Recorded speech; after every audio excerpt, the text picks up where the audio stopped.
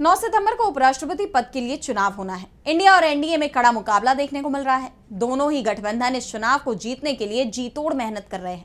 India गठबंधन के उम्मीदवार बी सुदर्शन रेड्डी लगातार अलग अलग राज्यों का दौरा कर रहे हैं और अपने लिए समर्थन की मांग कर रहे हैं, साथ ही अपनी जीत का दावा भी कर रहे हैं। और वैसे ने तो उन्हें समर्थन देने की बात कह ही दी। इसी सिलसिले में अब रेड्डी को वोट करने के लिए सांसद जेल से बाहर आने वाले हैं, जिससे इंडिया की दावेदारी और मजबूत होती दिख रही है। तो कौन है वो सांसद जो जेल से बाहर आकर करने वाले हैं रेड्डी के हक में वोट, जानेंगे इस रिपोर्ट में। 9 सितंबर को होने वाले उपराष्ट्रपति चुनाव में एनडीए और इंडिया गठबंधन दोनों अपनी ताकत लगा रही हैं, लेकिन इंडिया के उम्मीदवार बी सुदर्शन रेड्डी एनडीए के उम्मीदवार पर भारी पड़ते दिखाई दे रहे हैं। इसी सिलसिले में अब रेड्डी को वोट करने के लिए सांसद जेल से बाहर आने वाले हैं, जिससे इंडिया और मजबूत होता दिखाई दे रहा है।